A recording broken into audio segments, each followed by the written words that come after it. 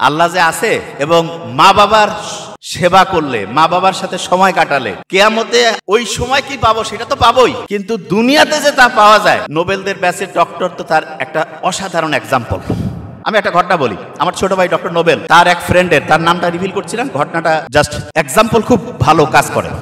তাদের যখন প্রপ পরীক্ষা হয়, বগুড়া মেডিকেল কলেজে যখন প্রপ পরীক্ষা হয়, সেই প্রপ পরীক্ষার সময় তার মা হচ্ছে প্রচন্ড অসুস্থ হয়ে গেল এবং প্রফের ভাইবা আগামীকালকে, সে প্রফের ভাইবা না দিয়ে চলে গেল হচ্ছে মাকে দেখতে।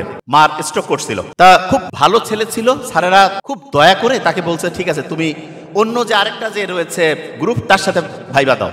ভাইবা দিয়ে সে পাশও করলো। ইন্টার্নশিপে যখন ঢুকবে, এই ইন্টার্নশিপে আমরা যাওয়ার সময় দেখা যায় না কাগজপত্র জোগাড় পাতি করে জমা দিতে হয়, ওই সময় তার মার রিকারেন্ট স্ট্রোক হলো এবং ফ্যামিলিতে তার বড় ভাই অন্যরা হচ্ছে ঢাকায় থাকে আর তার মা গ্রামে ছিল। সে তার মায়ের সাথে 24টা ঘন্টা, 7টা দিন, 1টা মাস, 1.5টা মাস সব সময় মায়ের টেক কেয়ার করছে। সত্যি কথা বলছি, কেউ যদি পার্সোনালি জিজ্ঞেস করে নামও বলে দিয়ে পারি, জাস্ট সবার সামনে নাম বলছিলাম। 1.5 মাস পরে যখন ডিরেক্টর স্যারের কাছে গিয়েছে যে স্যার আমার এরকম হয়েছে, মা এরকম অসুস্থ ছিল, এই ঘটনা, আমাকে জয়েন নেন। ডিরেক্টর স্যার বলছে তুমি 10 মিস করছো, 6 মাস পরে আসো। তার মানে পরের যারা সাপ্লিমেন্ট গ্রুপ তারা কি করবে বেচারা। যদিও ডিরেক্টর স্যার এক্ষেত্রে হয়তোবা একটু মানবিকতা দেখালে হয়তোবা, যাই হোক, কিন্তু আল্লাহর প্ল্যান দেখেন কি করে। তারপরে সে আবার মায়ের সাথে হচ্ছে যে সেবায় সে নিয়োজিত হয়ে গেল। 6 মাস পরে সাপ্লি যে গ্রুপ ছিল তাদের সাথে জয়েন করলো। জয়েন করার পরে দেখেন আল্লাহর মেকানিজম কি, ইন্টার্নশিপ কমপ্লিট করলো, পোস্ট গ্রাজুয়েশন দিল এবং সম্ভবত ডিপ্লোমা, না একটা ডিপ্লোমা তার কমপ্লিট হয়ে গেল। বিসিএস হয় হচ্ছে না, লাস্ট কোন বিসিএসটা হলো ভাইয়া? 48 বিসিএসে সম্ভবত জয়েন দেয়নি ইনশাল্লাহ, এবং তারপরে 2-3টা বিসিএস একসাথে হয়ে বসে আছে, তার জয়েন হয়ে যাবে।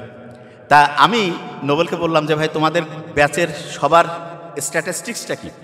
তো বললো যে আমাদের ব্যাচের পোস্ট গ্রাজুয়েশন একটা ডিপ্লোমা কমপ্লিট হয়েছে এবং বিসিএস হয়েছে সম্ভবত, সে আর কেউ আছে? নোবডি।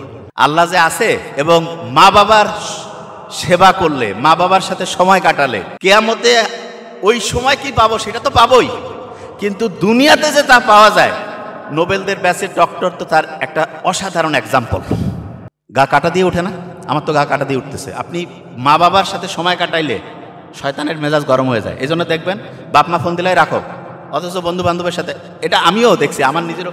তারপর আমি চেষ্টা করি আলহামদুলিল্লাহ, কারণ আমি জানি যে না, আমি বুঝি যে বড় শয়তান আসি কয় যে বাপ মার সাথে পরে কথা কইলে হবে। আপনি দেখেন মিলান, অথচ বন্ধু বান্ধব সবাই ঘন্টা পর ঘন্টা কথা বলছি, বাবা মা ফোন দিলে আচ্ছা ঠিক আছে নিজের লোক পরে হবে। মা বাবার সাথে যখন আপনি কথা বলেন, তখন মা বাবা যেই প্রান্তেই থাক, আপনি কথা বলতেছেন না, অক্সিটোসিন করণ হচ্ছে। আমাদের মা বাবার হার্টের যে রক্তের নালীগুলো, এই রক্তের নালীগুলো পরিষ্কার করার জন্য কি সার্ভেক্সেল দিয়ে পরিষ্কার করবেন? নো, এইটা পরিষ্কার হয় যে জিনিস দিয়ে, তার নাম অক্সিটোসিন। তার মানে আপনি আপনার মা বাবার সাথে যতক্ষণ কথা বলছেন, ততক্ষণ আপনার মায়ের রক্তের নালীগুলো, আপনার বাবার রক্তের নালীগুলো অক্সিটোসিন দিয়ে পরিষ্কার হচ্ছে। এবং এই কারণে দেখবেন হার্টের সমস্যা মা বাবার আল্লাহর রহমতে তখন কমতে থাকবে। আমাদের এলাকার একটা ঘটনা বলি। লোকটা তুলনামূলক লোক মুখে শোনা খারাপ, খারাপ বলতে মানুষের সাথে অন্যায় অত্যাচার করত, খুব পাওয়ারফুল কিন্তু খারাপ। ওই লোকের মেয়ে হঠাৎ করে একটা বিয়ে করছে, সেই মেয়ের বাসায় গিয়েছে ওই লোক। যাওয়ার পরে, চেয়ারম্যান ছিল, নাম বলছি না, যাওয়ার পরে মেয়ে দরজা খুলে তাকে, তার বাবাকে ভিতরে ঢুকতে দেয়নি। বাপ কিন্তু প্রচন্ড গুন্ডা বদমাশ যাই বলেন, কিন্তু মেয়ের সাথে তার কানেকশন অন্যরকম। এই যে মেয়ে তাকে অপমান করে তিরস্কার করে বের করে দিল, বাসায় আসতে পারে নাই, তার আগে হার্ট অ্যাটাক করে পৃথিবী থেকে বিদায় নিয়েছে। তার মানে মা বাবার সাথে সন্তানের বন্ডিংটা খারাপের দিকে গেলে আপনি আপনার আব্বা আম্মাকে অ্যাকিউট এমআই করে দুনিয়া থেকে বিদায় করে দেওয়ার একটা রাস্তার মধ্যে থাকতে পারেন।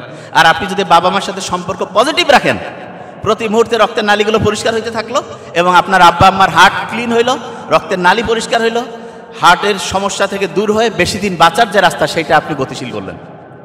তাহলে আপনি চিন্তা করেন যে মা বাবার সাথে এই সন্তানের সম্পর্ক যত ভালো হবে। আমি একটা ইন্টারেস্টিং জিনিস বলি, এটা কোথাও সায়েন্টিফিক জার্নালে আসে নাই, কিন্তু আমার ক্যালকুলেশন, যেই ফ্যামিলির মা বাবা সৎ, সেই ফ্যামিলি থেকে মেডিকেলে এবং ভালো জায়গায় সন্তান চান্স পাওয়ার রেটটা সরকারিতে বেশি। এবং আমি এটা অবাক হয়েছি, আমার কাছে স্ট্যাটিস্টিক্স থাকে, তা আমাকে অভিভাবকরা অনেক সময় বলে, আমি যখন অফলাইনে পড়াতাম তখন এসে বলতো যে স্যার আমরা কি করতে পারি। আমি বলছি যে আপনি একটা কাজ করতে পারেন, অন্যের হক নষ্ট করবেন না, কোনো 2 নাম্বারই করবেন না, আপনার সন্তানের মেডিকেলে গভর্নমেন্টে চান্স পাওয়ার সম্ভাবনা বেশি। তার মানে আবার এটা না যে যারা গভর্নমেন্টে চান্স পায়নি সব অসৎ লোক, এটা বলছি না। জাস্ট বুঝাতে যাচ্ছি যেই ছেলে মেয়ে সরকারিতে চান্স পায় আমার অবজারভেশন অনুযায়ী তাদের বাবা মা সততা তুলনামূলক স্কেলে বেশি। তার মানে যে উল্টা নাই তা না। নূহ আলাইহিস সালামের সন্তান কিনান নবীর ছেলে, চিন্তা করেন আল্লাহ অস্বীকার করছে কি কারণে হইল? কারণ সে যাদের সাথে ঘুরতো সেই সঙ্গদোষটা ছিল শয়তানি। আপনারা যারা মেডিকেলের ডক্টর অনেকেরই টার্গেট আছে না, আচ্ছা একটু হাত উঁচু করেন তো যে আমেরিকা, ইংল্যান্ড, কানাডা, অস্ট্রেলিয়া যাবেন, কারা কারা একটু হাত উঁচু করেন তো, লজ্জা নেই কিছু। যারা যারা আছেন ভালো খবর আছে আপনাদের জন্য, যারা যারা আছে একটু হাত উঁচু করেন, কোনো খারাপ কিছু নাই, কারোর ট্যাগিং দেওয়া হবে না। আচ্ছা অনেকে আছে না যে আমেরিকা, ওয়েস্টার্ন কান্ট্রিতে যাবে, ভেরি নাইস। শোনেন, আপনি যখন বিদেশে যাওয়ার প্ল্যানিং করছেন, আমি আপনার একটা রিয়েল পিকচার বলি, রিয়েল।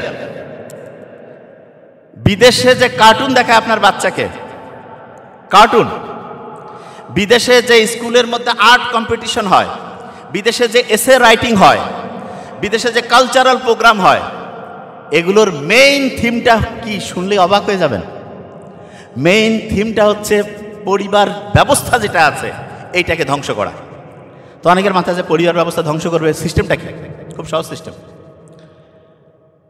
Same sex marriage.